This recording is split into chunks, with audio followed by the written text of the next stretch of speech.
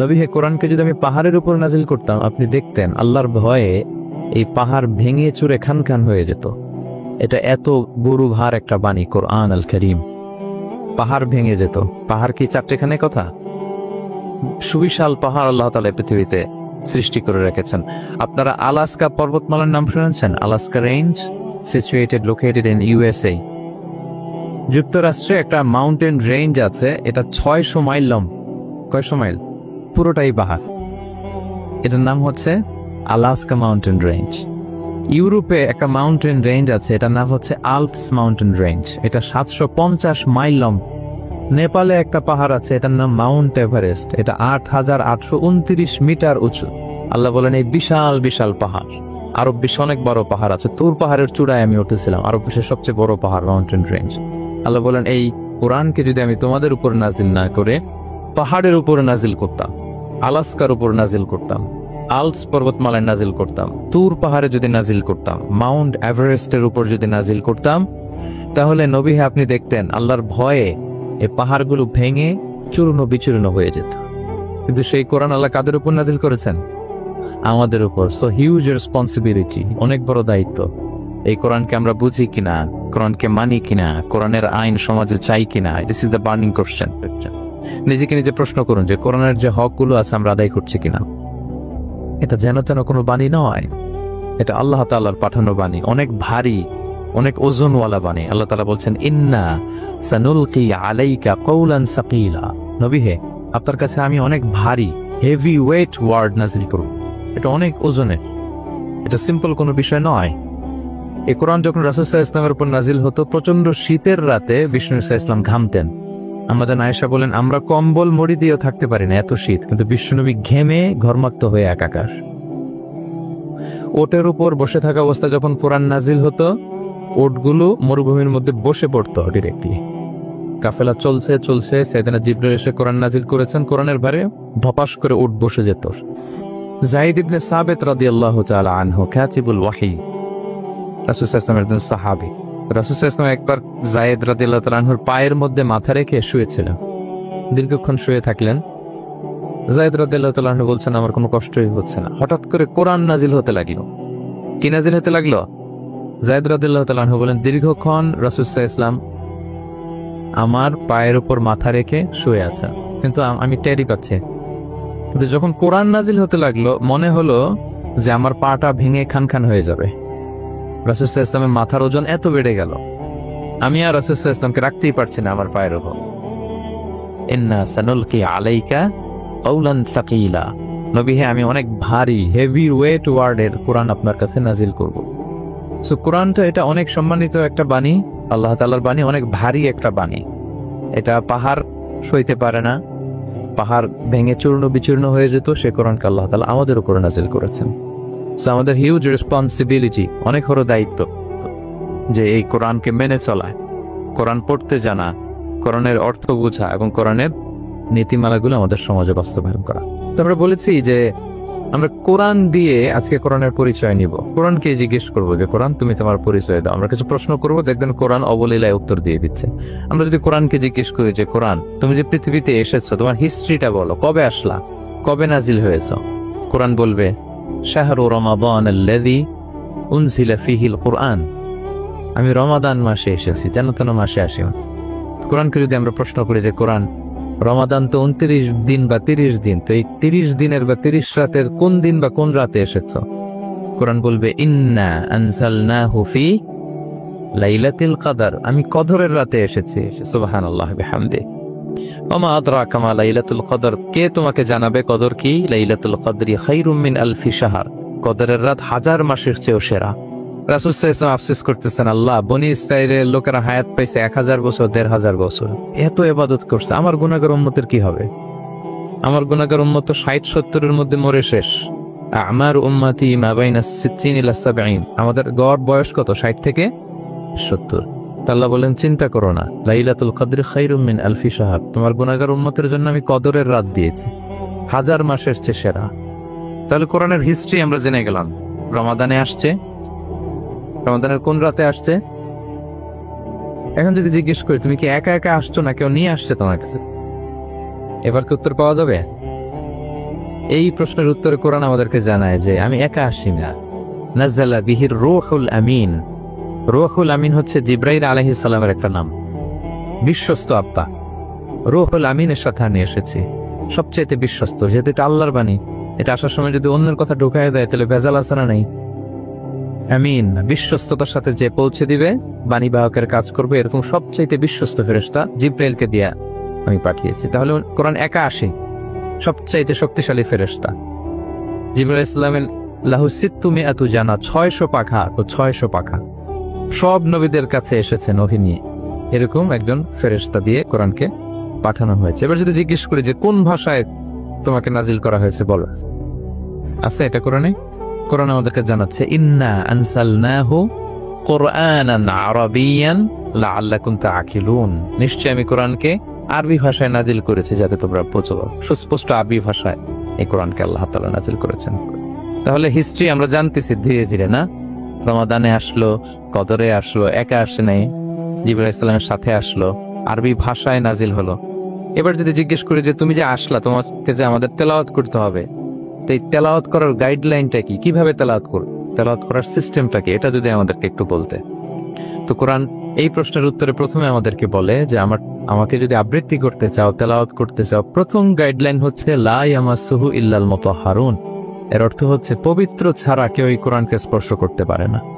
যদিও এটা দিয়ে লাউহে মাহফুজের কথা বলা হয়েছে, ফেরেশতাদের কথা, কিন্তু বিষ্ণু বলেছেন লা ইয়ামাসসুহু ইল্লা তাহির, পবিত্রতা ছাড়া কোরআন ধরা যায় না। তাহলে কোরআন তেলাওয়াতের প্রথম গাইডলাইন কি? পবিত্রতা, ওযু করতে হবে। Don't touch me without ablution. কোরআন আপনাকে অর্ডার করবে, ওযু ছাড়া আমাকে টাচ করা যাবে না। আচ্ছা, ওযু করলেন, তারপরে কি শুরু করে দিতে পারবেন? না, কোরআন বলে ফাইযা ক্রাতাল কুরআনা ফাস্তাইয বিল্লাহি মিনাশ শাইতানির রাজিম। কোরআন পড়ার আগে তোমার যে সুস্পষ্ট দুশমন ওই শয়তানের ব্যাপারে আল্লাহর কাছে পানাহ চেয়ে নাও। মানে পড়ো আউযু বিল্লাহি মিনাশ শাইতানির রাজিম বিসমিল্লাহির রহমানির রহিম। তাহলে ওযু করলেন, আউযু বিল্লাহ পড়লেন, বিসমিল্লাহ পড়লেন। এবার কি করতে হবে? এবার কোরআন বলছে যেমন মনে চায় তেমন পড়া যাবে না। তুমি গানের সুরে, ব্যান্ডের সুরে, হিপ হপ সুরে কোরআন পড়ো,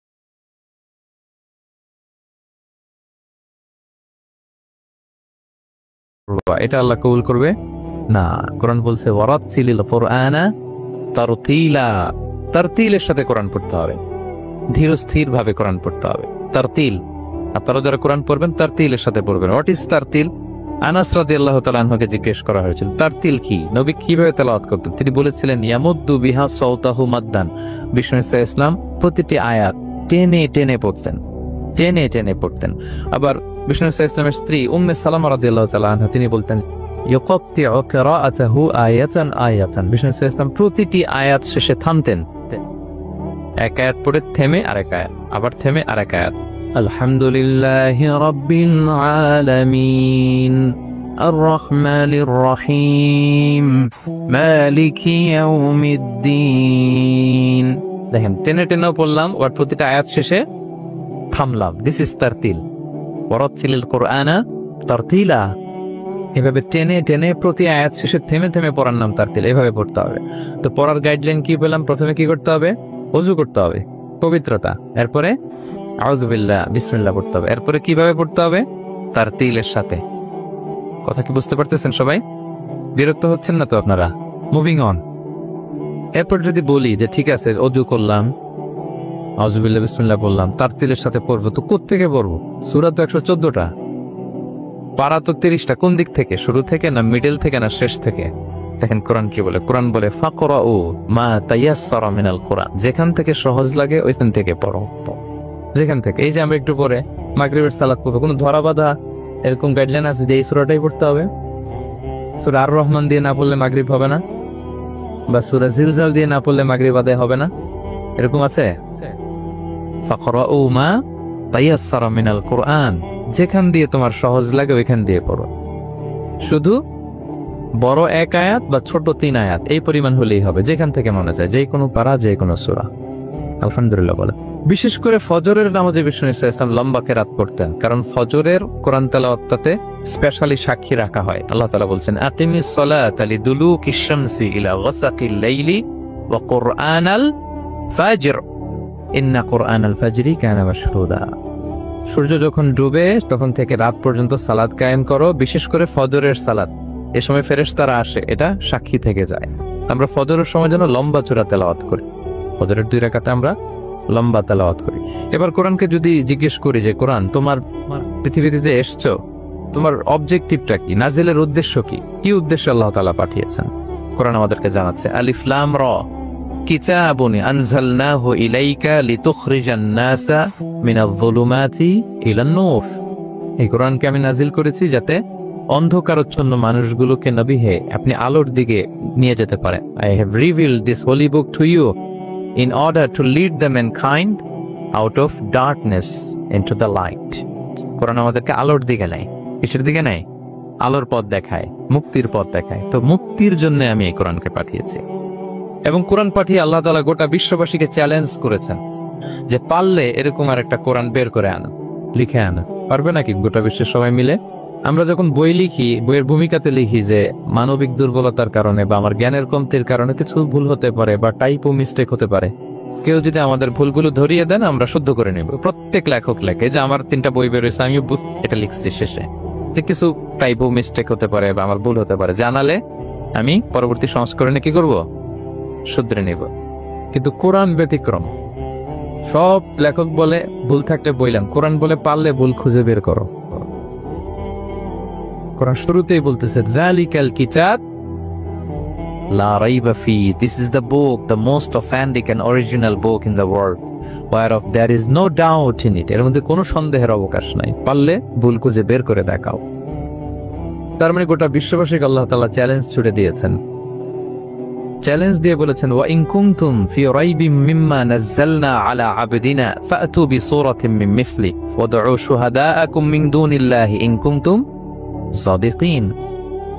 যদি মনে করো যে কোরআন বিশ্বনবী বানিয়েছে, যদি সন্দেহ করো আমার বান্দা মুহাম্মদের উপর যে কোরআন নাজিল করেছে এটা যদি তার বানানো মনে করো, পারলে একটা বানায় নিয়ে আসো। পারে নাই। পৃথিবীর সবচাইতে বড় বড় সাহিত্যিক পণ্ডিত ছিল তখনকার সময়ে মক্কায়, পারে নাই তারা অনেক চেষ্টা করে যেই কথা বলছে এটা কোরআনের পক্ষেই চলে আসছে। একজন অনেক ট্রাই করতেছে যে কোরআনের সবচেয়ে ছোট সূরার মতো একটা লাইন সে বানাতে পারে কিনা। সবচেয়ে ছোট সূরা কোনটা? কাউসার। তো সে পড়তেছে ইন্না আ'তাইনা কাল কাউসার ফাসাল্লি রাব্বিকা ওয়ানহার ইন্না শানিআকা ওয়াল আবতার। এরপরে মিলায় এক লাইন বানাইছে যে লাইসা হাযা মিন কালামিল বাশার। অর্থ হয়ে গেছে অন্যরকম। এটার অর্থ হচ্ছে এটা কোনো মানুষের কথা নয়। ইন্না আ'তাইনা কাল কাউসার ফাসাল্লি লিরাব্বিকা ওয়ানহার ইন্না শানিআকা ওয়াল আবতার। সে মিলায় বানাইছে এক লাইন, সেটা হচ্ছে লাইসা হাযা মিন কালামিল বাশার। এটা কোনো বাশার, মানুষের লেখা হতে পারে না। আল্লাহু আকবার। তো আল্লাহ তাআলা চ্যালেঞ্জ দিয়ে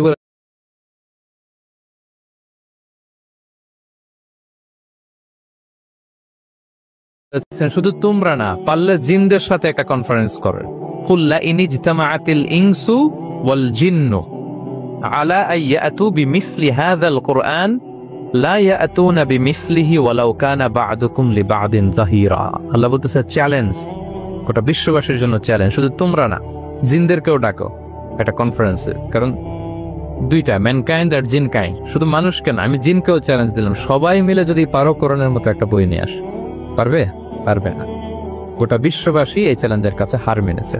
এবং আল্লাহ বলেছেন এটা আমি নাজিল করেছি, এটা হেফাজতের দায়িত্ব আমি নিয়েছি। ইন্না নাহনু নাযালনা যিকরা ওয়া ইন্না লাহু লাহাফিজুন। এই কোরআনকে নাজিল করেছে কে?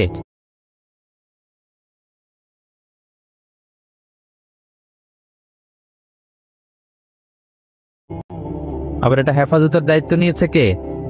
আল্লাহ তাআলা নিয়েছে। কোরআনের সবগুলো প্রিন্টেড কপি যদি আমরা আগুন দিয়ে জ্বালায় দেই তাহলে তো আর কোরআন থাকবে না পৃথিবীতে, না? আমরা আমাদের তাকরিম সালেহ আহমদ তাকরিমের মতো 10 জন ওয়ার্ল্ড ক্লাসের হাফেজদের বসাইলেই উইদিন 3 days আমি আরেকটা কপি বানাই ফেলতে পারবো। কি বলেন, পারা যাবে না? গোটা বিশ্বে আমাদের যে হাফাজ, এদের মধ্যে ওয়ার্ল্ড ক্লাস যে হাফেজ এরকম 10 জন লাগবে শুধু আমার। গিভ মি জাস্ট 3 days, আমরা আরেকটা কোরআন বের করে ফেলতে পারবো। কারণ আমরা শুধু কোরআন লিখে রাখি না, এই সিনার ভিতরে খোদাই করে রাখিও, ঠিক কিনা? এবং হাফেজে কোরআনের সংখ্যা পৃথিবীতে বাড়ছে। পৃথিবীতে কোন দেশে সবচেয়ে বেশি হাফেজ জানেন আপনারা? না, বাংলাদেশে না। ইজিপ্ট র্যাঙ্কিং এ আছে, কিন্তু সবচেয়ে বেশি হাফেজ হচ্ছে লিবিয়াতে। লিবিয়াতে প্রত্যেক 3 জনে একজন হাফেজ। মোট জনসংখ্যা 70 লাখ, হাফেজ আছে 23 লাখ। র্যাঙ্কিং এর সেকেন্ড হচ্ছে আল মাগরিব, আরবিতে বলে মাগরিব মানে মরক্কো, ওদের হাফেজের সংখ্যা 16 লাখ। থার্ড হচ্ছে ইজিপ্ট, মোর দেন 1 মিলিয়ন। ফোর্থ হচ্ছে সৌদি আরবিয়া, ফিফথ হচ্ছে জর্ডান। কোটি কোটি হাফেজ আছে আমাদের গোটা বিশ্বে। আমাদের সবগুলো কোরআনের প্রিন্টেড কপি জ্বালিয়ে দিল, কোরআন আবার নিয়ে আসতে আমাদের কয়েকদিনের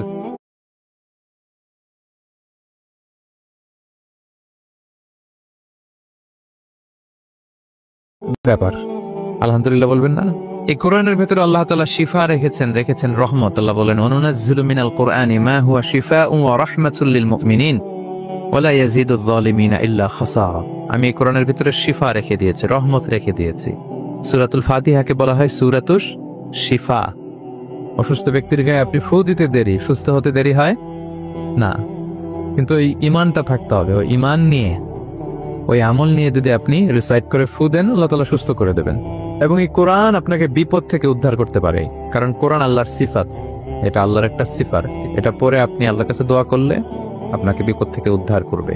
আল্লাহ তাআলা বলছেন, ওয়া ইযা ক্বারা'তাল কুরআনা জাআলনা বাইনাকা ওয়া বাইনাল্লাযীনা লা ইউমিনুনা বিল আখিরাতি হিজাবাম মাসতুরা। নবী হে, আপনি যখন কোরআন তেলাওয়াত করেন তখন আপনার আর কাফেরদের মাঝে আমি পর্দা ঢেলে দেই। পর্দা, কাফেররা আপনারা দেখে না। সুবহানাল্লাহ। সূরা লাহাব যখন নাজিল হলো, তাব্বাত ইয়াদা আবি লাহাবি ওয়া তাব, ধ্বংস হোক নিপাত যার আবু লাহাবের 2 হাত। আবু লাহাব কে ছিল বলেন তো? বিশ্বনবীর চাচা। তো আয়াত যখন নাজিল হলো, চাচার বদনাম যখন আয়াতে আসলো, চাচি উম্মে জামিল খুব রেগে গেল। সে যখন নমুসলিমদের কাছে শুনতে আরম্ভ করলো, কি আমার স্বামীর ব্যাপারে কটূক্তি, আজকে মুহাম্মদের খবর আছে, আতাইনা ওয়া আবাইনা ওয়া আমরাহু কালাইনা, আজকে মুহাম্মাদের একদিন আর আমার একদিন, একটা স্পর করে ছাড়বো। রেগে মেগে, খুব জাত্রের মহিলা ছিলেন, আসতেছে। তো বিষ্ণু ইসা ইসলাম কাবা ঘরের পাশে আবু বকর রাদিয়াল্লাহু তাআলা আনহুকে নিয়ে বসা। তো আবু বকর রাদিয়াল্লাহু তাআলা আনহু এই দৃশ্য দেখে বললেন, ইয়া রাসূলুল্লাহ, আপনি এখান থেকে চলে যান, উম্মে জামিল এসে আক্রমণ করবে আপনার উপর। আল্লাহ রাসূল বললেন, আবু বকর তুমি ভয় পেও না, আমি জাস্ট একটু কোরআন তেলাওয়াত করব, এর করে কি হয় দেখো। বিষ্ণু ইসা ইসলাম কোরআন তেলাওয়াত করতে লাগলেন। আর রেগে মেগে আগুন হয়ে উম্মে জামিল আসছে, এসে আবু বকরকে বলতেছে, এই আবু বকর, তোমার বন্ধু মুহাম্মদ কোথায় বলো। পাশেই কিন্তু বিশ্বনবী বসা, কিন্তু সে চোখে দেখেন। সুবহানাল্লাহ বিহামদি। জাআলনা বাইনাকা ওয়া বাইনাল্লাযীনা লা ইউমিনুনা বিল আখিরাতি হিজাবাম মাসতুরা। নবী, আপনি যখন কোরআন পড়েন, কাফেরদের আর আপনার মাঝে আমি কি এঁটে দেই? পর্দা এঁটে দেই, ওরা দেখে না। আপনি বিপদে পড়ছেন, আপনি কোরআন পড়েন, আপনার শত্রু আপনাকে দেখবে না। হিজরতের রাতে বিষ্ণু ইসলাম আবু বকর রাদিয়াল্লাহু তাআলা আনহুকে নিয়ে গারে সাউরে আশ্রয় নিলেন। মক্কার কুরাইশরা খুঁজতে আবু বকর রাদিয়াল্লাহু তাআলা আনহু তো ভয়ে তটস্থ, যে কি না কি হয়ে যায়। আবু বকর রাদিয়াল্লাহু তাআলা আনহু বললেন যে আমি অবাক, আমার পাশ দিয়ে হেঁটে যায় ওরা, কিন্তু আমাদেরকে দেখে না। ইমাম আল কুরতুবী, তিনি মনসুর দুর্গে বন্দী ছিলেন, জালিমের বন্দিশালায়। উনি জেলখানা ভেঙে পালাতে লাগলো। পালাতে সৈনিকরা টের পেয়ে গেল, খুঁজতেছে ওনাকে। খুঁজতে ধরার জন্য উনি এক পাহাড়ের চিপায় যে আশ্রয় নিলেন আর সূরা ইয়াসিন তেলাওয়াত করতে লাগলেন। তো ওরা খুঁজতে পায় না, কিন্তু উনি পাশেই, চোখে দেখে না। তো উনি বললেন যে হঠাৎ এক সৈনিক, সে ইউরিন পাস করতে লাগলো দাঁড়িয়ে, মানে প্রস্রাব করতে লাগলো। তার প্রস্রাবের ছিটে ফোঁটা আমার গায়েও লাগতেছে, কিন্তু সে আমারে দেখেন। সুবহানাল্লাহ পড়বেন না? জাআলনা বাইনাকা ওয়া বাইনাল্লাযীনা লা ইউমিনুনা বিল আখিরাতি হিজাবাম মাসতুরা। নবী হে, যখন কোরআন করবেন, আপনার আর কাফেরের মাঝে আমি কি এঁটে দেই? পর্দা এঁটে দেই। আমি নিজেও এটার অনেক প্রমাণ পেয়েছি। আমি বাংলাদেশের একটা জেলায়, চাঁদপুরের এদিকে একটা এলাকায় আমার একটা তাফসীর প্রোগ্রাম ছিল। তো একটা সময় আমি খুব প্রত্যন্ত অঞ্চল চলে যেতাম, রিমোট এরিয়ায়, বিল একটা গ্রাম দাওয়াত করছে, তো আমি চলে যেতাম। কোরআনের কথা আমার পৌঁছাইতে হবে সব জায়গায়। তো মাহফিল শেষে রাত 2টার দিকে আমরা ফিরতেছি, বিল কিছু গুচ্ছ গ্রাম। হঠাৎ একটা মোড়, ওই মোড়ের ওইখানে দেখি একটা গাছপালা আছে। এর মানে হচ্ছে আশেপাশে ডাকাত আছে। ওখানে ডাকাতি এরকম হয় আর কি, বিল এরিয়াতে গাছ ফেলে রাখেন। তো গাছ থাকলে তো আর কোনো সিএনজি প্রাইভেট কিছুই যাবে না। তাই বুঝতে পারলাম যে এটা তো ডাকাতের কাজ। আমি সূরা ইয়াসিন তেলাওয়াত শুরু করেছিলাম। বিপদে বলে সূরা ইয়াসিনের প্রথম 9 আয়াত, কয় আয়াত? এই 9 আয়াত পড়তে আরম্ভ করলাম। ড্রাইভারকে বললাম একটু করে পেছাবে। তো টর্চ মারতেছে বিল থেকে, মানে ওরা তো ওখানে উৎপেতে আছে।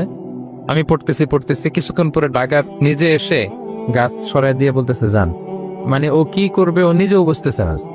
ও যে কি করবে, ও কি করতে হবে, ওটা মানে বুদ্ধি জ্ঞান সে হারাই ফেলেছে। সে শুধু গাছটা সরালো, বলতেছে যান। এই চলে গেলাম। এটা আমার নিজের প্রমাণ, হয়তো কোথাও বলি নাই। আজকে প্রসঙ্গক্রমে বলা হয়ে গেল। তো এরকম বিপদে পড়লে সূরা ইয়াসিনের প্রথম কয় আয়াত পড়বেন আপনারা, জাআলনা বাইনাকা ওয়া বাইনাল্লাযীনা লা ইউমিনুনা বিল আখিরাতি হিজাবাম মাসতুরা। আপনার আর আপনার শত্রুদের মাঝে কি হয়ে যাবে? পর্দা পড়ে যাবে, দেখবেই না আপনাকে। অনেক চেষ্টা করেছিল মক্কায় কুরাইশরা রাসূল সাল্লাল্লাহু আলাইহি ওয়াসাল্লামের এই কোরআনে বাধা দিতে, যাতে এই কোরআনের কথা শুনতে না পারে। কারণ যারাই বিষ্ণুনবীর কণ্ঠের তেলাওয়াত শুনতো এরাই মুগ্ধ হয়ে কালেমা পড়ে মুসলমান হয়ে যেত। তারা ডিস্টার্ব করতো কোরআনের মাহফিলে। وقال الذين كفروا لا تسمعوا لهذا القرآن والغوا فيه لعلكم تغلبون। তারা বলতো যে মুহাম্মদের কণ্ঠের কোরআন তোমরা শুনবে না, বরং ডিস্টার্ব করবে। কি করবে? তো আবু জাহেল যখন ঘোষণা দিল তখন বিষ্ণুনবী তেলাওয়াত করলে ওরা শীষ দিত, হুইসেল বাজাতো, মুকাআউ ওয়া তাসদিয়া, হুইসেল বাজাতো আর হাততালি দিত এরকম। তো হাততালি দিয়ে যাতে বিষ্ণুনবীর সাউন্ডটা অন্যরা না শুনে, বিষ্ণুনবীর চারদিকে ঘিরে হুইসেল মারতো আর হাততালি দিত, ডিস্টার্ব করতো যাতে না শুনে। কিন্তু এই কোরআনের বাণীটা কার? এই বাণীকে হুইসেল দিয়ে আটকানো যায়? হাততালি দিয়ে, র‍্যাব দিয়ে, পুলিশ দিয়ে, কোনো বাধা দিয়ে আটকানো যাবে? যাবে না। পৃথিবীর কোনো শক্তি দিয়ে এটাকে আটকানো যায় না, এটা তো আল্লাহর বাণী। তো বিষ্ণু ইসলাম কোরআনের কথা যখন শোনাতেন, বিষ্ণুনবীর কণ্ঠের তেলাওয়াত শুনেই অনেকে কালিমা পড়ে মুসলমান হয়ে যেত। তা আবু জাহেল কোনো দিশা না পেয়ে পরে মক্কার যে পার্লামেন্ট দারুন নদওয়াতে বিল উত্থাপন করলো যে আজকে থেকে মুহাম্মাদের কণ্ঠের তেলাওয়াত কেউ শুনতে পারবে না, কেউ শুনতে পারবে না। তো মজার ব্যাপার হচ্ছে সবাইকে না করে লুকায় লুকায় সে নিজেই শুনতে যায়। সে তো আরব হওয়ার ফলে কোরআনের যে ভাষা শৈলী, যে প্রাঞ্জল বাক্যবিন্যাস, শব্দের বুনন, এটা শুনে সে অবাক হয়ে যায় যে এত সুন্দর বাক্যবিন্যাস কিভাবে হতে পারে। তো সবাইকে দিনের বেলা নিষেধ করে, রাত্রিবেলা বিষ্ণু ইসলাম রিভাইজ করতেন, লুকায় লুকায় ওনার ঘরের পিছনে যে শুনতো। শুধু সেই না, তার ডান হাত বা হাত ওয়ালিদ ইবনে মুগীরা, উতবা ইবনে শাইবা, উতবা ইবনে মুগীরা, শাইবা ইবনে মুগীরা, ওয়ালিদ ইবনে মুগীরা, এরা সবাই কি করতো? লুকিয়ে লুকিয়ে কোরআন শুনতো। পরে বিষ্ণুনবী যখন ঘুমের প্রস্তুতি নিতেন সব ফিরে আসতো। ফিরে আসার সময় সবার দেখা হয়ে যেত, তারা লজ্জিত হতো। সবাই বলতো আবু জাহেল ঘটনা কি? দিনের বেলা তুমি শুনতে নিষেধ করো, রাতে তো তুমিই চলে আসো। তো সে বললো আজকে কঠিন দারুন নাদওয়ার পার্লামেন্টে বিল পাস করবো, যে এমনটা করবে এই শাস্তি মাথার চুল কামিয়ে মক্কার বাজারে ঘোরানো হবে। তো এই বিল যেদিন পাশ হয়েছে, আবু জাহেল ওই দিন নিশ্চিত ভাবতেছে আজকে যে বিল পাস করছে কেউ তো যাবে না, আমি একটু যাই। মানে আজকে যে কঠিন শাস্তির ঘোষণা দিছে, আজকে কেউ এই স্পর্ধা দেখাবে না। মুহাম্মদ তো তেলাওয়াত শুরু করে দিয়েছে, কি যে মধুর বাণী, যাই একটু শুনে আসি। ওয়ালিদ ইবনে মুগীরারও একই প্লায় যে আজকে আবু জাহেল যে টাইট দিছে কেউ যাবে না, আমি একটু যাই। তো এভাবে সবাই লুকিয়ে লুকিয়ে বিষ্ণুনবীর ওখানে যায় হাজির, মন্ত্রমুগ্ধ তেলাওয়াত শুনছে। বিষ্ণুনবীর তেলাওয়াত শেষ, ফিরে যখন আসতেছে, ফিরে আসার রাস্তায় আবার দেখা হয়ে গেছে। তো এভাবে তারা কোরআনকে বাধা দিতে যেয়ে বারবার নিজেরা লজ্জিত হতো। এবং হজের মৌসুমে যখন ভিন দেশ থেকে লোকেরা আসতো, মক্কার যে এন্ট্রি গুলো আছে আবু জাহেল লোক বসিয়ে রাখতো, বলতো যে সবাইকে বলবা এখানে একটা উন্মাদ লোক আছে, বীর বীর করে কি যেন বলে, নাম তার মুহাম্মদ। তোমরা হজ করতে আসো, হজ করো, জমজমের পানি খাও, সাফা মারওয়ায় দৌড়াও, কিন্তু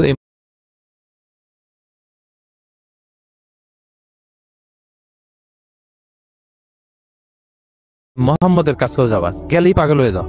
মানুষের একটা অভ্যাস আছে, আল ইনসানু হারিসুন আলা মা মুনিয়া, মানুষের যেটা করতে না বলা হয় বেশি, মানুষ এটা করে বেশি। তো রাসূল মুহাম্মদের কথা কিন্তু ভিনদেশীরা জানতোই না। মুহাম্মদের কাছে যেও না যখন বলছে, সবাই মনে মনে প্ল্যান করে নিছে, আর যাই করি আর না করি মুহাম্মদের দেখে যাই কাউরে। তো এরা হস্টস করে সবাই খুঁজতো, হু ইজ দিস মুহাম্মদ, কে মুহাম্মদ। রাসূল সাল্লাল্লাহু আলাইহি ওয়াসাল্লামের কাছে আসতো, রাসূল সাল্লাল্লাহু আলাইহি ওয়াসাল্লামের তেলাওয়াত তো অনেক দূরে, চেহারা দেখে অনেকে কালিমা পড়ে মুসলমান হয়ে যেত। এত নুরানি চেহারা বিশ্বনবী ছিল, এত সুন্দর তেলাওয়াত ছিল। প্রিয় ভাইরা, সেই কোরআনকে আল্লাহ তাআলা বলছেন যে পাহাড়ের উপর যদি নাজিল করতাম, পাহাড় ভেঙে কি হতো? তো চুরমার হয়ে যেত। পাহাড়ের উপর নাজিল না করে কার উপর নাজিল করছে? আমাদের উপর নাজিল করছে। আমাদের হিউজ রেসপন্সিবিলিটি, এই কোরআনকে আমাদের বুঝতে হবে, জানতে হবে। কোরআন শুদ্ধভাবে পড়ার প্রচেষ্টা চালাবেন তো, রেগুলার কোরআনের অর্থ বুঝবেন তো, কোরআনের মাহফিলগুলোতে আসবেন তো, কোরআনের পক্ষে থাকবেন তো সবাই। ছোট্ট একটা গল্প দিয়ে শেষ করি। গল্পটা বর্ণনা করেছেন ইবনু হিব্বান ওনার একটা গ্রন্থের নাম রাউদাতুল উকালা। ওনার নাম হচ্ছে আব্দুল্লাহ ইবনে মুবারক, অনেক বড় মুহাদ্দিস, ইমাম বুখারীর উস্তাদ। হজে গিয়েছিলেন, হজ বিশ্বনবীর কবর জিয়ারত শেষে হজ করে ফিরতেছেন। হঠাৎ তিনি দেখতে পেলেন মরুভূমিতে কাপড় জড়িয়ে, চাদর জড়িয়ে এক বৃদ্ধা মহিলা শুয়ে আছেন। গল্পটার নাম হচ্ছে আল মুতাকাল্লিমাতু বিল কোরআন, মানে যে নারী সবসময় শুধু কোরআন দিয়ে কথা বলে। গল্পের নাম কি? যে নারী শুধু কি দিয়ে কথা বলে? কোরআন দিয়ে কথা বলে। হজ করে ফিরতেছেন, হঠাৎ দেখেন এক বৃদ্ধা মহিলা, বয়স্ক মহিলা চাদর গায়ে দিয়ে শুয়ে আছে। তো এটা অনেক বড় একটা কনভারসেশন, আমি কনভারসেশনটা আপনাদেরকে শোনাই। উনি কাছে গেলে যে সালাম দিলেন, আসসালামু আলাইকুম রাহমাতুল্লাহ। সালামের উত্তরে বৃদ্ধা মহিলা স্বাভাবিকভাবে উত্তর না দিয়ে একটা কোরআনের আয়াত তেলাওয়াত করলো। তিনি তেলাওয়াত করলেন, সালামুন কাওলাম মির রাব্বির রহিম, মানে দয়াময় প্রতিপালক আল্লাহর পক্ষ থেকে তোমার প্রতিও সালাম। এটা একটা কোরআনের আয়াত, কিন্তু এটা দিয়ে উত্তর হয়ে যায় সালামের। কি বলেন? আচ্ছা গেল। এবার আব্দুল্লাহ ইবনে মুবারক জিজ্ঞেস করলেন, মাযা তাসনাঈনা ফি হাযাল মাকান, এখানে কি করেন আপনি? কি করতেছেন একা একা? এই প্রশ্নের উত্তরও ভদ্রমহিলা একটা কোরআনের আয়াত তেলাওয়াত করে দিলেন। উনি তেলাওয়াত করলেন, ওয়ামাই ইউদলিল ফালা হাদিয়া লা, মানে আল্লাহ যার পথ ভুলায় দেয় তারে পথ দেখানোর কেউ নাই। মানে বুঝাইতে চাইলেন আমি পথ হারাই ফেলছি। কি বুঝাইতে চাইলেন? পথ হারাই ফেলছে, মানে উনি এমন ভাবে কোরআনের আয়াত চুজ করে যাতে উত্তর হয়ে যায়। তো এবার উনি জিজ্ঞেস করলেন, আইনা তুরিদিন, তো পথ হারাই ফেলছেন তো বুঝলাম, আয়াত থেকে এটা বোঝা যায়, তো আপনি কোথায় যাচ্ছেন? ডেস্টিনেশন কোথায়? উনি আবার একটা আয়াত তেলাওয়াত করলেন, সুবহানাল্লাযী আসরা বিআবদিহি লাইলাম মিনাল মাসজিদিল হারামি ইলাল মাসজিদিল আকসা। রাসূল সাল্লাল্লাহু আলাইহি ওয়াসাল্লাম মেরাজের আগে যে ইসরা হয়েছিল, মসজিদুল হারাম থেকে মসজিদুল আকসা রাসূল সাল্লাল্লাহু আলাইহি ওয়াসাল্লাম কাল্লা নিয়েছিলেন, এটা তেলাওয়াত করলেন। তো বুঝাতে চাইলেন আমি আপনার মতো হজে আসছিলাম মসজিদুল হারামে, আর যাচ্ছি মসজিদুল আকসা, মানে ফিলিস্তিন আমার বাড়ি। মসজিদুল আকসা কোন দেশে? ফিলিস্তিনে। আয়াত এমন ভাবে উনি পিক করেন যাতে করে উত্তর হয়ে যায়। উনি বোঝাতে চাইলেন আমিও হজ করতে এসেছিলাম, যাচ্ছি কোথায়? ফিলিস্তিনে, মসজিদুল আকসা যে দেশে আছে। তো উনিও বুঝে গেলেন যে তাহলে আপনি মসজিদুল আকসায় যাচ্ছেন। এবার জিজ্ঞেস করলেন, আনতুম মুনযু কাম ফি হাযাল মাকান, তো এখানে একা একা পড়ে আছেন কয়দিন? আবার কোরআনের আয়াত, সালাসা লায়ালিন সাবিয়া, টানা 3 দিন 3 রাত এখানে আছে, এটা কোরআনের আয়াত। আবার জিজ্ঞেস করলেন উনি, মা আরা মাআকি তাআমান তাআকুলিন, তো একা যে পড়ে আছেন আবার 3 দিন, তো আপনি খাচ্ছেন কি? বেঁচে আছেন কি খাচ্ছেন? ভদ্রমহিলা আবার একটা আয়াত তেলাওয়াত করে দিলেন। তিনি পড়লেন, হুয়া ইউতঈমুনি ওয়া ইউসকিন, ইব্রাহিম আলাইহিস সালামের কথা, যে ওই আল্লাহ তাআলাই আমারে খাওয়ায়, আল্লাহই আমাকে পান করে। আল্লাহ তাআলার ব্যবস্থা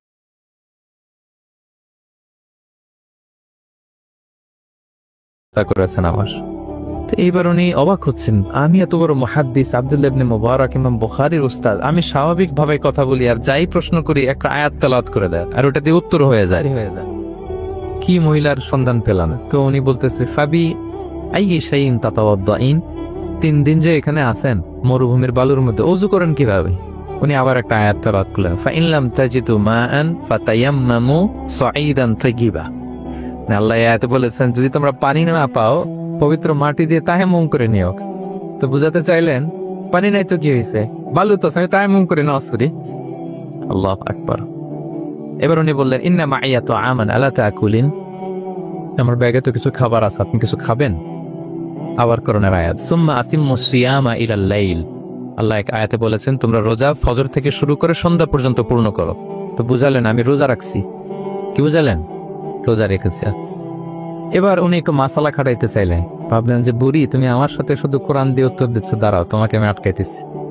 উনি মাসালা খাটাইলেন যে ফাকুলতু লাহা লাইসা হাযা শাহরু রমাদান, তো রোজা রাখছেন মানে এটা তো রমজান মাস না, হজ করে ফিরতেছি আমরা জিলহজ মাসের শেষের দিক, কিসের রোজা?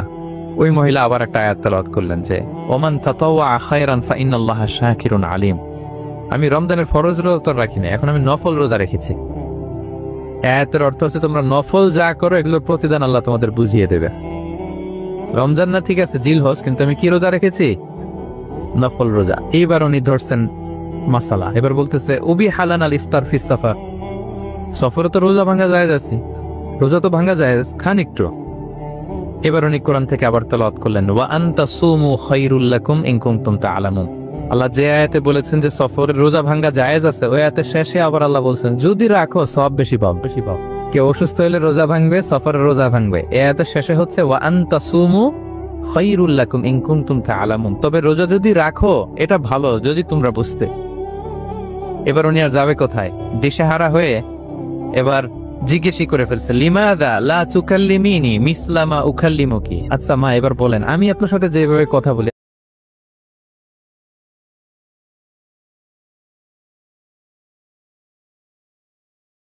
আপনি এইভাবে কথা বলেন না কেন?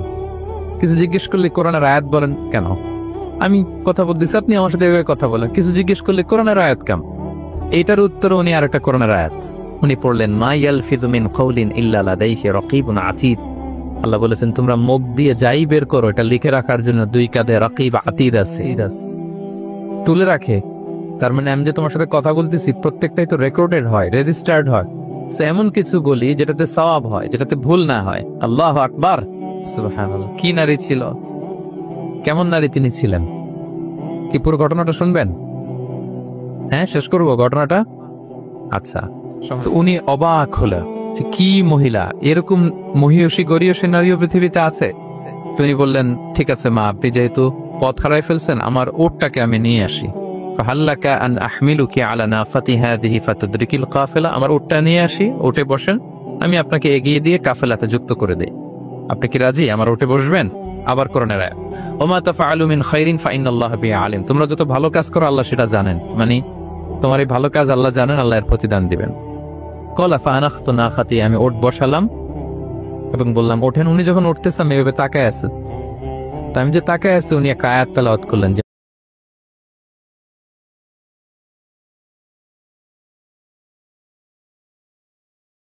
কুল্লিল মুমিনিনা ইয়াগুদ্দু মিন আবসারিহিম। এর অর্থ হচ্ছে নবী হে, মুমিনদেরকে বলুন তারা যেন পরনারী দেখে তাকায় না থেকে চোখ যেন নিচে রাখে, তারা যেন চক্ষু অবনমিত করে। মানে বুঝাতে চাইলেন যে আমি তো বেগানা নারী, পরনারী, তা আমি উঠতেছি, আপনি তাকে, সে হয়তো তাকে আছে যে বৃদ্ধা মহিলা উঠতে যদি কষ্ট হয় পড়ে যায়। তো উনি যখন দেখতেছেন তাকায় আছে, উনি বলতেছে কুল্লিল মুমিনিনা ইয়াগুদ্দু মিন আবসারিহিম, নবী হে বলুন বিশ্বাসীদের তারা যেন চোখ নিচের দিকে করে রাখে। তো উনি লজ্জা পেয়ে গেলেন। ফাগাদাতু বাসারি, আমি লজ্জায় চোখ নামালাম। এরপর আমি বললাম ইরকাবি ওয়াকাদ আফালতু নাকাত, ওঠেন। আমি এবার ওটের রশি ধরে টানতে আরম্ভ করলেন। ভদ্রমহিলা উঠেই আবার কোরআনের আয়াত পড়লেন, যেটা আমরা গাড়িতে বা কোনো বাহনে উঠলে পড়ি। তিনি পড়তে আরম্ভ করলেন, সুবহানাল্লাযী সাখখারা লানা হাযা ওয়া মা কুন্না লাহু মুকরিনিন ওয়া ইন্না ইলা রাব্বিনা লামুনকালিবুন। প্রশংসা সে আল্লাহ, যে আল্লাহ এই বাহনকে আমাদের জন্য বশীভূত করে দিয়েছেন। তিনি বশীভূত না করলে আমরা তো এটাকে বশীভূত করতে পারতাম না। আপনারা যখন গাড়ি স্টার্ট দিবেন এই দোয়াটা পড়েন তো আপনারা? গাড়ি স্টার্ট দিলে, বিমানে উঠলে, ঘোড়ায় উঠলে, যে কোনো বাহনে উঠলে এটা পড়তে হয়, কোরআনের আয়াত। তিনি বললেন আমি এবার উঠলাম, ওটের জিমাম ধরে টানতে লাগলাম আর একটু হই হই শব্দে ওট চালাতে লাগলাম যাতে করে তাড়াতাড়ি যাওয়া যায়। উনি কোরআনের আয়াত বললেন, ওয়াকসিতি মাশিক ওয়াগদুদ মিন সাওতিক। কোরআনের আয়াত মানে তোমার চলার ক্ষেত্রে তুমি মধ্যম পন্থা অবলম্বন করো আর গলার সাউন্ডটা আর একটু ছোট করো। এটা কিন্তু লোকমান হাকিম তার ছেলেকে বলেছিলেন যে বাবা তুমি যখন হাঁটবে মধ্যম পন্থায় হাঁটবে আর শাউট করবে না, নয়েজ করবে, কণ্ঠটাকে নিচু করবে। এই আয়াতটা উনি পড়ে দিলেন, মানে বুঝাতে চাইলেন আপনি হাজি মানুষ, হজ করে আসছেন, এইভাবে যাচ্ছেন গাওয়াত, আপনি স্লোলি যান। ফাজাআলতু আমশি রুয়াইদান ওয়া আতারান্নামু বিশআর। এরপর আমি আস্তে আস্তে যেতে লাগলাম আর কবিতা আবৃত্তি করতে লাগলাম। আরবদের অভ্যাস ছিল তারা শত শত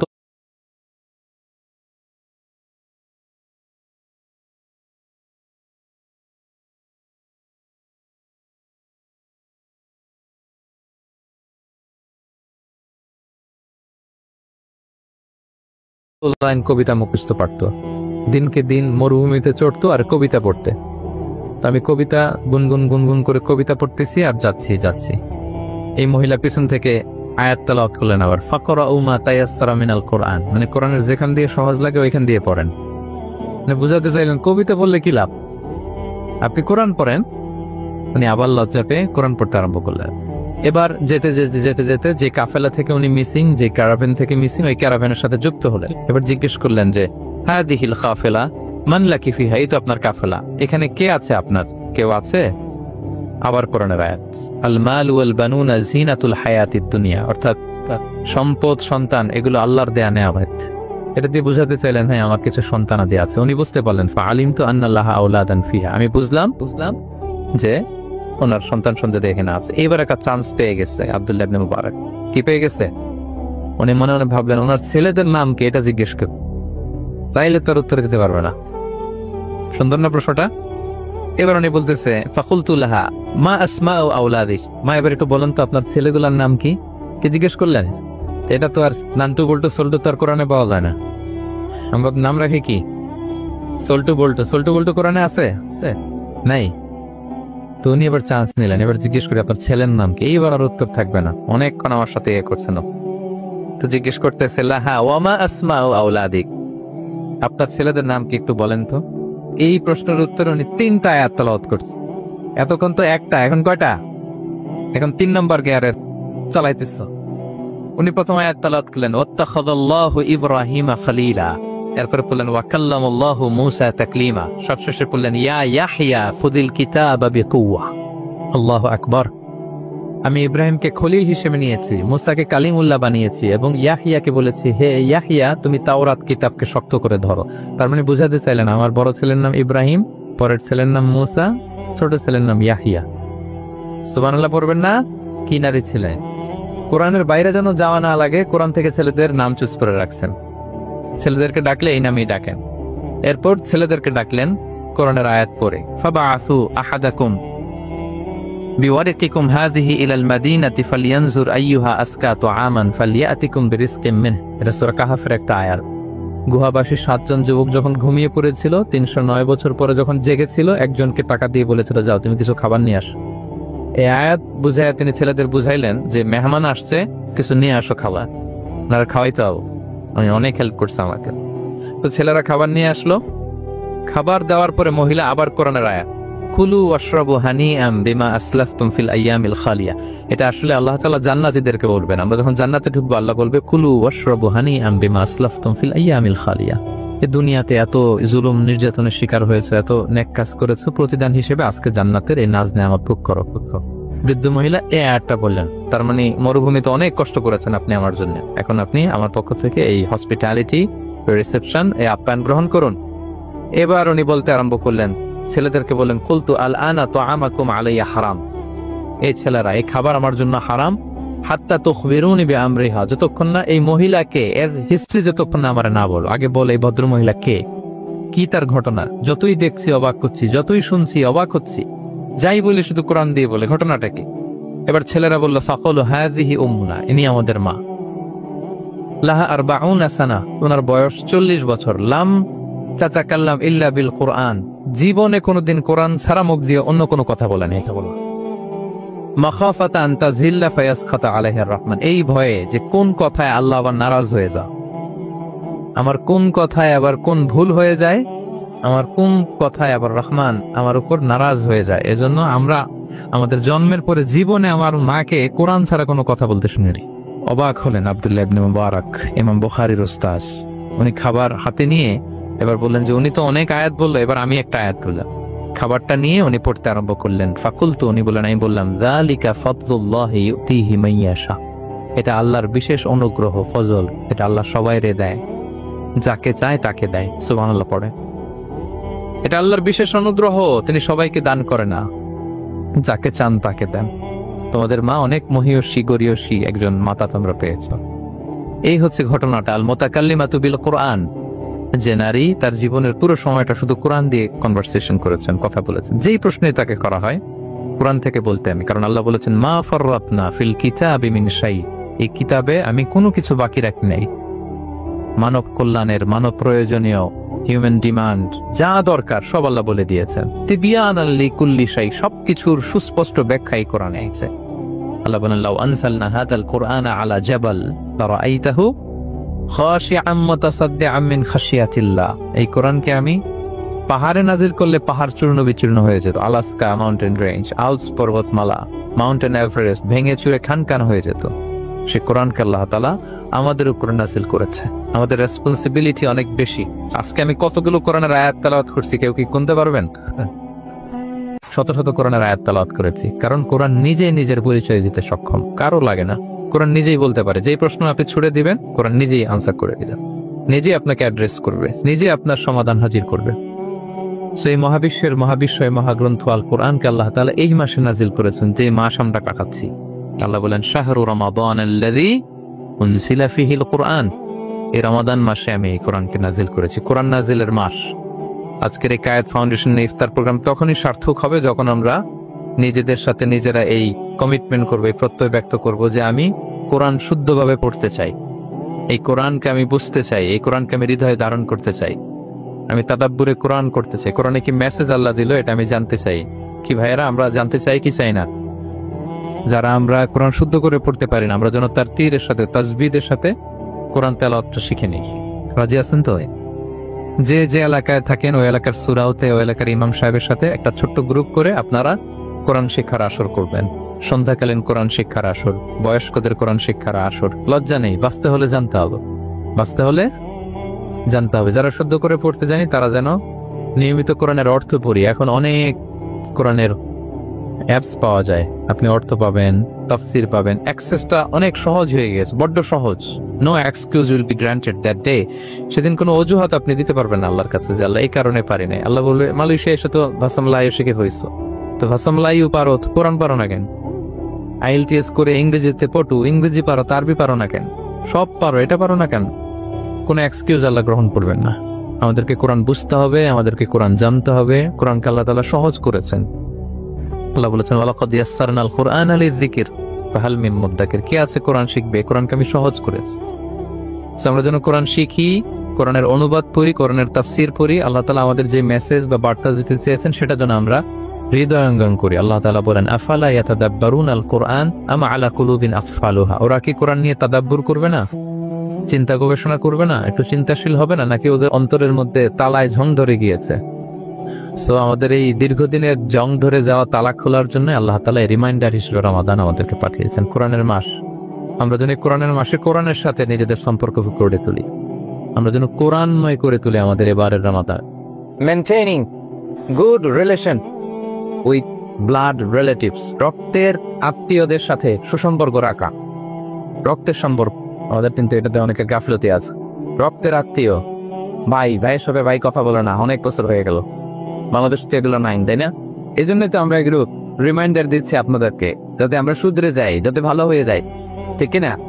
রক্তের আত্মীয়দের সাথে সুসম্পর্ক রাখতে হবে, খোঁজ খবর নিতে হবে, ওদের বাড়িতে যেতে হবে, মাঝে মাঝে পারলে কিছু হাদিয়া দিতে হবে, বিপদে একটু দাঁড়াতে হবে পাশে। জীবনে বরকত দিবে কে? রাসূলুল্লাহ সাল্লাল্লাহু আলাইহি ওয়াসাল্লাম বলেছেন মান আহাব্বা আইয়ুবসাতা লাহু ফি রিজকি ওয়া ইউনসা লাহু ফি আসারি ফালইয়াসিল রাহিমা। যে চায় তার রিজিকে বরকত হোক, যে চায় তার হায়াতে বরকত হোক, সেজন্য তার আত্মীয়তার সম্পর্ককে বজায় রাখি। চান আপনারা আপনার রিজিকে বরকত হোক? চান না আপনারা আপনার হায়াতে বরকত হোক? চান না আপনারা? তাহলে আত্মীয়তার সম্পর্ককে বজায় রাখতে হবে। খোঁজ নিবেন, দেশের বাইরে যারা আছেন মাঝে মাঝে ফোন দিবেন, খোঁজ নিবেন, বিপদে পড়লে এগিয়ে যাবেন। আপনার জীবনটাকে বরকতময় করে দিবে কে? ভুল করে যদি কেউ খায়, যেটা আমাদের আগের পয়েন্টে আমি ক্লিয়ার করে দিয়েছি, অথবা জোর করে যদি কাউকে খাওয়ানো হয়, তার রোজা ভাঙবে না। এটা আপনারা ইতিমধ্যে জেনেছেন। একটা হাদিস শুনে সহিহ বুখারী, রাসূল সাল্লাল্লাহু আলাইহি ওয়াসাল্লাম বলেছেন মান নাসিয়া ওয়া হুয়া সাইম ফাআকালা আও শারিবা। রোজা অবস্থায় কেউ যদি ভুল করে খেয়ে ফেলে, ফালিউতিম্মা সাওমা, সেজন্য তার রোজা পূর্ণ করে। তার রোজা ভেঙে গেছে মনে করে সেজন্য খাওয়া শুরু না করে, সেজন্য রোজা পূর্ণ করে। কারণ ফাইন্নামা আতআমাহুল্লাহু ওয়া সাফা, কারণ আল্লাহই তাকে খাইয়েছে, আল্লাহই তাকে পানি করিয়েছে। কিন্তু ভুল করে খেয়ে ফেলছে, এটা আপনার হাতে ছিল না। তাহলে ভুল করে খেলে তার রোজা ভাঙবে না, গাজা কাফারা কিছুই লাগবে না, জাস্ট ইউ কন্টিনিউ ইউ সিয়াম। 2 নাম্বার হচ্ছে এটা বিবাহিতদের জন্য, যেহেতু মোস্ট অফ দ্য অডিয়েন্স আর 18+, কোনো অসুবিধা নেই। আর ইসলামে কথাগুলো আসলে বাঁচতে হলে জানতে হবে। সেটা হচ্ছে আমরা শুনেছি যে বিবাহিতরা ফিজিক্যাল ইন্টারকোর্স যদি করে, দেহ থেকে সিমেন আউট হলে রোজা ভেঙে যায়, কিন্তু স্বাভাবিক মেলামেশার সাথে রোজা ভাঙে না। কিস করা, হাগ করা হাজবেন্ড ওয়াইফের মধ্যে, এই যে সখ্যতা, এই ব্যাপারগুলো যদি দিনের বেলায় ঘটে, এতে রোজা ভাঙেন। ব্যাপারটা বুঝতে পেরেছেন না সবাই? একটা দলিল শোনেন। আমাদের আয়েশা রাদিয়াল্লাহু তাআলা আনহা বলেন কানা নবী সাল্লাল্লাহু আলাইহি ওয়াসাল্লাম ইয়াতাব্বিলু ওয়া হুয়া সাইম। রমাদানের রোজা অবস্থায় তিনি আমাদেরকে কিস করতেন, ওয়া ইউবাশিরু, আমাদেরকে হাগ করতেন, ওয়া হুয়া সাইম, রোজা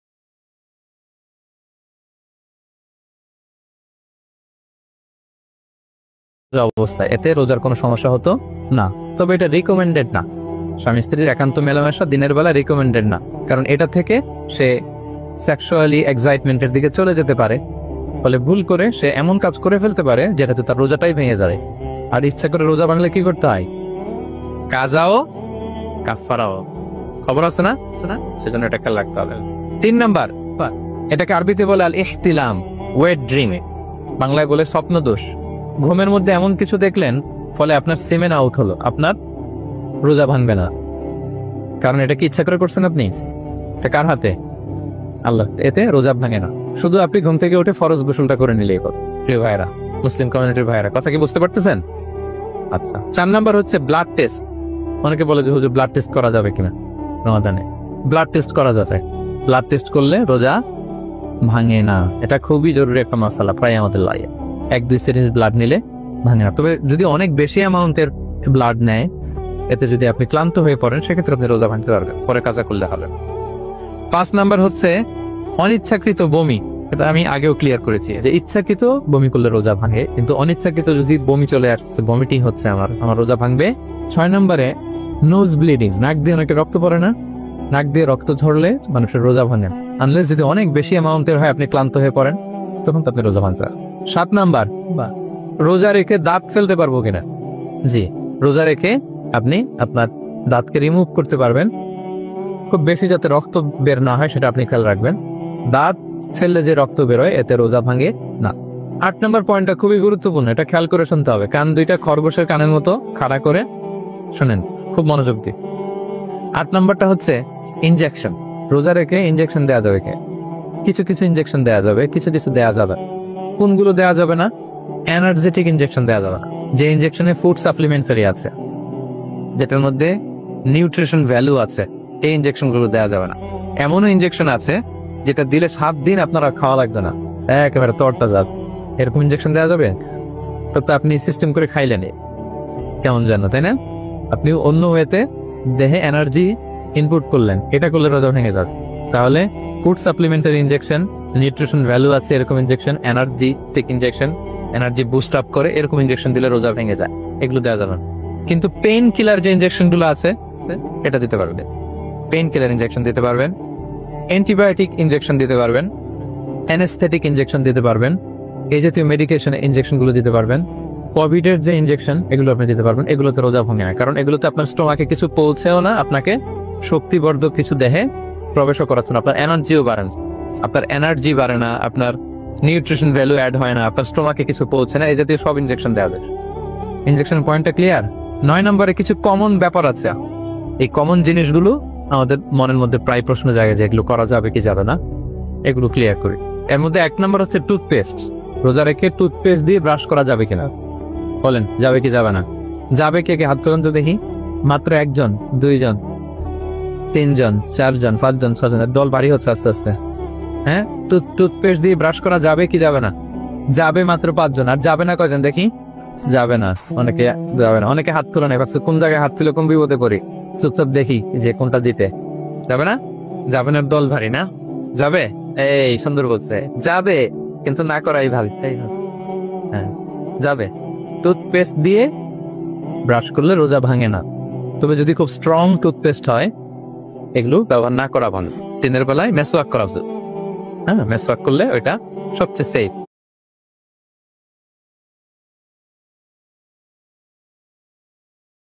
তবে যদি আপনি টুথপেস্ট দিয়ে ব্রাশ করেন, আপনার রোজা ভাঙবে না ইনশাল্লাহ। কেউ কেউ মাকরু বলেছেন, কিন্তু আপনার রোজা ভাঙবে না।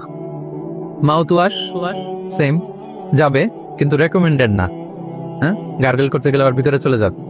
সিম্পলি কুলি করা যাবে, কিন্তু আপনার রোজা ভাঙার।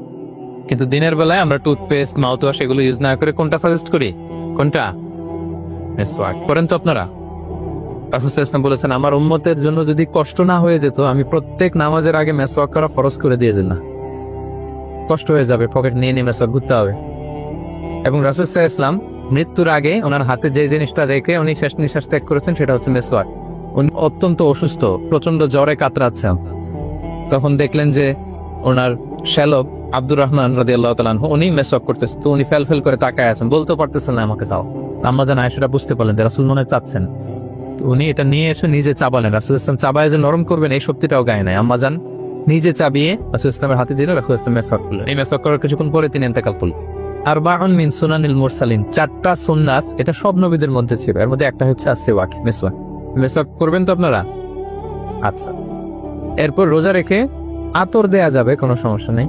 পারফিউম দেয়া যাবে, সমস্যা নেই। আই ড্রপ দেয়া যাবে,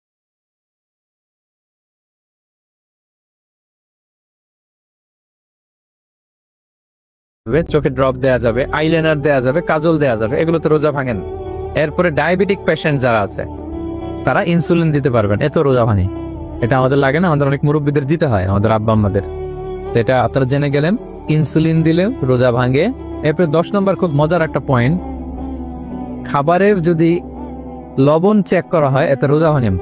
তবে ঘরে আপনারা এটা ট্রাই করবে না, এটা রেকমেন্ডেড না। এটা কখন রেকমেন্ডেড? এটা বড় শেফদের জন্য। লেটস সে রমাদানে 1000 লোকে বিরিয়ানি করা হোক, আল্লাহর বান্দারা রোজাদাররা খাবে, এটা লবণ বেশি হলে খাইতে পারবে? পারবে। এজন্য যিনি শেফ, প্রধান বাবুর্চি, উনি লবণটা ট্রাই করতে পারবেন, করে সাথে সাথে পুলি করে ফেলবেন, ভিতরে তো কিছু গেল না, এতে রোজা ভাঙে না। তাই বলে প্রতিদিন ঘরের রান্নাতে আবার এটা করতে যায়েন। ঘরে দুইজন, আপনি আপনার হাজব্যান্ড ওয়াইফ টোনাটুনি একটা হইলেই হইলো, কি বলে? লবণ বেশি হবে কম হবে, কিন্তু বড় প্রোগ্রাম, অনেক রোজাদাররা একসাথে ইফতারি করবে, এটা তো লবণাক্ত হলে খাওয়া যাবে না।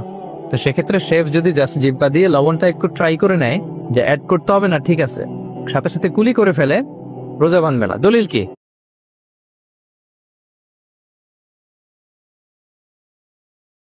দলিল হচ্ছে কাঁচা ডালের মেসওয়াক। রাসূল সাল্লাল্লাহু আলাইহি ওয়াসাল্লাম কাঁচা ডালের জাইতুনের মেসওয়াক দিয়ে তিনি সেওয়াক দিয়ে মেসওয়াক করতেন। তো কাঁচা জাইতুনের আপনারা মেসওয়াক করছেন? এটা কিন্তু অনেক লবণাক্ত, সল্টি, এটার মধ্যে একটা ঝাঁঝালো ভাব আছে। তো এটা আপনার জিহ্বায় লাগলে কি রোজা ভেঙে যায়? এবং আপনি যদি সমুদ্র অঞ্চলে সফর করেন, সমুদ্রে লেটস সে 1 মাসের, আমাদের এই যে বাংলাদেশে তো এখন এই কি বলে প্রায় 7 লক্ষ টাকা করে দিচ্ছে আমাদের হাজিদের জন্য, হজ করতে হলে প্রায় 7 লক্ষ টাকা লাগবে। তো এরকম ঘোষণাও দেখলাম যে নেক্সট ইয়ার থেকে সমুদ্র পথে যাওয়া যাবে কম খরচে। তো কেউ যদি এমন হয় সমুদ্রের সফরে দীর্ঘ সময়, আপনি ওযু করবেন কি দিয়ে? সাগরের পানি দিয়ে। তো সাগরের পানি কেমন? সাগরের পানি দিয়ে আপনার কুলি